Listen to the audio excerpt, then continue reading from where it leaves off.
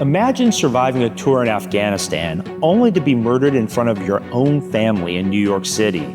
Sadly, for Sergeant Hassan Korea's family, this is exactly what happened. Worse still, his death proved to be only the beginning of their pain and struggles because of the soft on-crime policies Manhattan DA Alvin Bragg adopted. Hassan's mother, Madeleine Brame, has explained the impact of this rogue prosecutor's policies and her family's quest for justice. 2 of the homicidal maniacs responsible for my son's death had their gang assault and murder charges completely dismissed.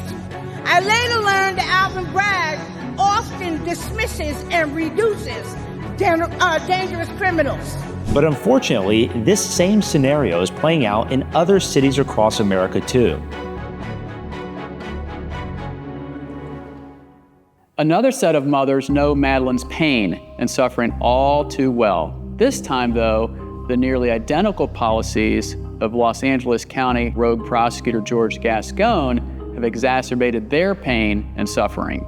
My prosecutor for my son's case called me. He said he has some bad news for me. He goes, I have a new boss, and his name is George Gascon, and he ordered all his prosecutors to drop the gang enhancements, gun enhancements.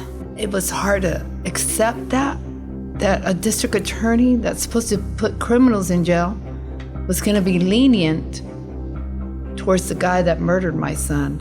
But why are these prosecutors refusing to do their jobs and prosecute crime?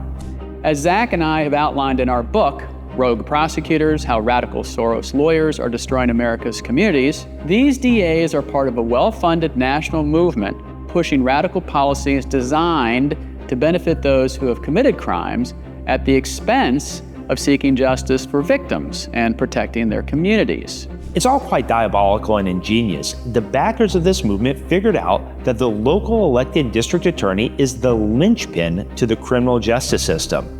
They realized that it doesn't matter how many arrests police make if the local DA declines to prosecute, or what laws are on the books if the local DA refuses to enforce them. And they're doing this to serve a larger ideological agenda. The rogue prosecutor movement is an outgrowth of something called the prison abolition movement.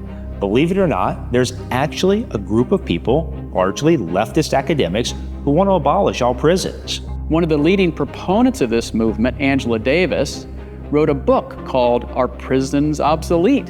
Where, of course, her answer is that they are. But their goals are even more radical, if you can imagine that. Don't take our word for it. Listen to abolitionists themselves describe the movement during a symposium we co-hosted at the Berkeley Law School. As a society, we have been so indoctrinated with the idea that we solve problems by policing and caging people that many cannot imagine anything other than prisons and the police as a solution to violence and harm. People like me, again, I'm quoting Miriam, who want to abolish police and prisons, however, have a vision of a different society built on cooperation, instead of individualism, on mutual aid instead of self-preservation. The accountability point, I think, is very important. I think one thing that we can take away is that when it comes to the problems of the state, police violence in particular, abolitionists also don't believe that those systems of policing and punishment is the way to achieve accountability. Like if there was this sort of effort to replace the sort of subjective, old-fashioned racism of policing with kind of objective scientific approaches, and that just ended up reproducing, if not worsening, the same kind of harms, what do we do then? Is the idea, okay, we should go back to the old-fashioned kind of racism of the past, or is it, I think, that's where the case for abolition begins. But we know that the approach advocated for by abolitionists and the other proponents of the rogue prosecutor movement leads to increased crime and the pain, misery, and suffering that accompanies it.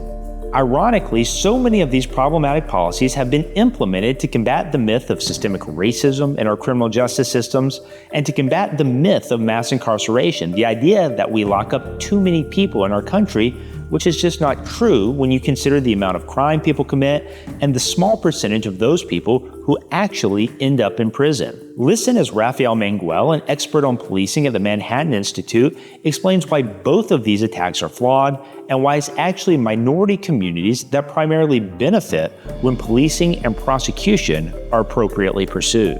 Start with mass incarceration. This idea that the United States is systematically denying people second chances is just not true. The idea that our prisons are overflowing with low-level, nonviolent offenders is just not true. The average state prisoner in the United States, when they are released from prison, already has 10.5 prior arrests and nearly 5 prior convictions. Between 80 and 85% of all people released from state prison will go on to reoffend at least once. More than a third of them will go on to reoffend violently. And when the criminal justice system achieves its ends, as stated by those at the system's helm, the result is a crime reduction. And who benefits from that crime reduction?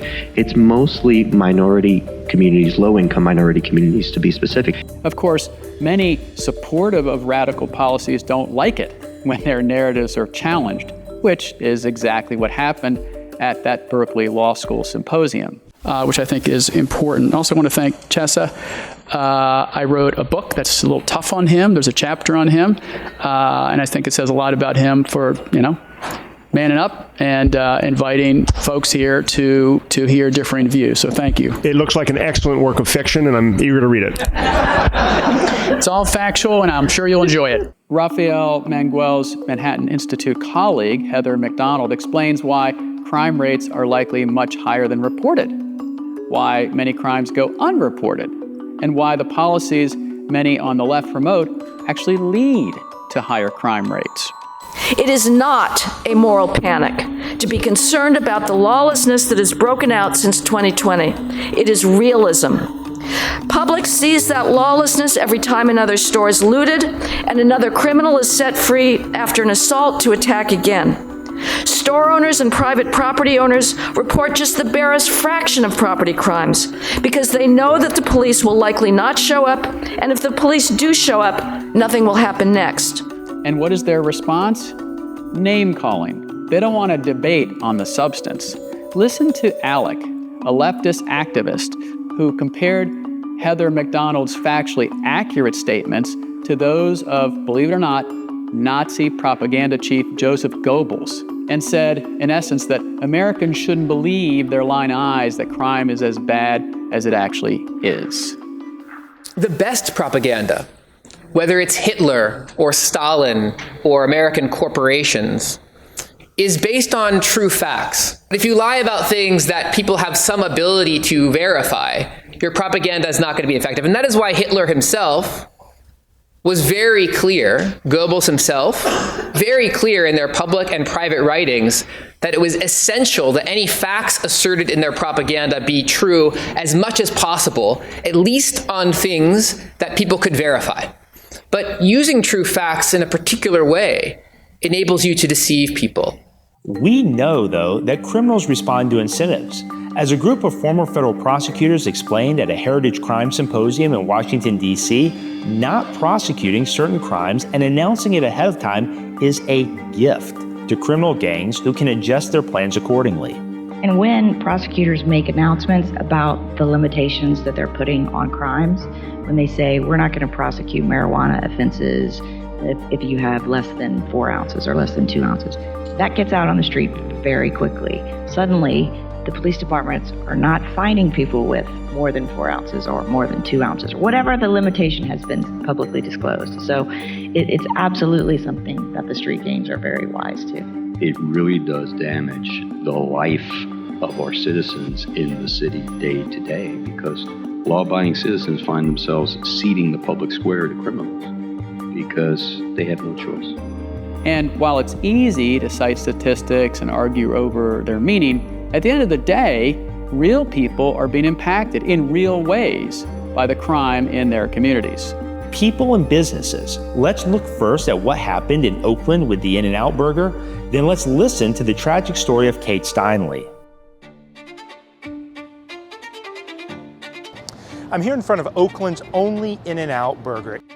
In-N-Out was founded in 1948, and in the 75 years of the company's history, In-N-Out Burger has never permanently closed a single location until now. But on March 24th of this year, they will close this location.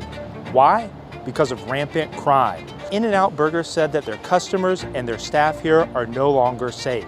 This is due in large part due to the defund the police policies of the local Oakland politicians, as well as local District Attorney Pamela Price's decision not to hold many violent criminals accountable. Here we are on Pier 14, Embarcadero, San Francisco, and 9 years ago, on July 1st, 2015, Kate Steinle, a beautiful young lady, was walking with her dad and a friend, and an illegal alien shot and killed her. Today, San Francisco's Pier 14, ground zero in the fight over illegal immigration, after an undocumented felon who had been deported 5 times was acquitted in the murder of 32-year-old Kate Steinle, shot in the back while walking with her father. And what has changed since then? Just a couple months ago in February, Laken Riley was killed 3,000 miles from here in Athens, Georgia, by an illegal alien who also should have been deported because of sanctuary city policies. They refused to deport him. All of these tragic events, and many more, were completely avoidable. Take the case of the avoidable murder of Wicomico County, Maryland Deputy Sheriff Glenn Hilliard, who was killed by a career criminal who should have been behind bars, but for the rogue policies of Baltimore's former prosecutor, Marilyn Mosby. Listen to the pain in the voice of Deputy Hilliard's wife, Tashika. Me and the kids have so many firsts. His birthday was the day after the service. Our first year of him not being there. My birthday. Thanksgiving's coming. Christmas is coming. All of these firsts that he's just not going to be there for. Deputy Hilliard was trying to arrest a suspect wanted on multiple warrants when that suspect shot him during a foot chase. He's gone because of the prosecution or lack thereof that took place in the case of Alston Davidson. Had they just done their job and had the intestinal fortitude to do what was right, our deputy would be here today. As we've heard repeatedly, we know what works to combat violent crime in our country. Fund and empower police to responsibly and appropriately do their jobs, and have prosecutors who will do their jobs and hold criminals accountable fairly but firmly. Listen to Sacramento DA and Democrat Tin Ho describe the proper role of a prosecutor. It is a noble profession imbued with a solemn responsibility as the gatekeeper to our system of justice. Who defends a child who's been molested? A prosecutor. Who stands up and speaks on behalf of an undocumented mother who was beaten by her boyfriend? A prosecutor. Who will stand up and defend an elderly Asian man who was shoved down, pushed down, and a victim of a hate crime? A prosecutor. And who's going to hold the hand of a grieving mother whose son was killed in a drive-by shooting? A prosecutor. We are the voice for the voiceless. We are, at the end of the day, the conscience of the community and the protector of the public. It is a calling to justice. San Diego DA Summer Stephan shares similar views too. She explains why the rule of law matters and why the rights of victims and community safety matter too. I come from my grandmother being the product of the Armenian genocide, where as a 9-year-old she traveled the world as a refugee to come to this beautiful country because the rule of law did not protect her family. How did we arrive at a time where the only thing that we talk about is the rights of the accused? What about the rights of the victims? They're in our Constitution. Section 28, go read it. There are rights that victims have. And there are also the right of the community to be safe. Why can we not do all three things with excellence, or at least try? As more citizens around the country realize the harm caused by rogue prosecutors' policies, more communities are choosing not to re-elect them to office or kicking them out of office. Some rogue prosecutors have themselves chosen not to run for re-election, like Kim Foxx, or have resigned in disgrace. We begin at 5 with breaking news. U.S. Attorney Rachel Rollins is stepping down. She has been the subject of an ethics probe. Cook County State's Attorney Kim Foxx confirmed today that she will not be seeking re-election when her term ends next year. And St. Louis Circuit Attorney Kim Gardner is stepping down today. Baltimore City State's Attorney Marilyn Mosby is facing 4 federal charges of perjury and making false statements on loan applications. Voters in San Francisco decided to recall District Attorney Chesa Boudin. Overwhelmingly, more than half of voters say the city, said yes to Proposition H, which was the question, should he be recalled? Unfortunately, other politicians like Vice President Kamala Harris have doubled down on these failed prosecutorial policies. In fact, Harris served as the co-chair of Kim Foxx's transition team. That team made 23 recommendations, including things like focusing on racial inequalities in the criminal justice system, a focus on the prosecution of police misconduct, the need to review convictions earned by the office for possible reversal, and the need to increase diversity, surface-level diversity, in the office. Never once did the report mention Chicago's sky-high crime rates or gang problems. As long as politicians and so-called progressive or rogue prosecutors adhere to these failed policies, communities will continue to suffer. Everyone deserves their public safety.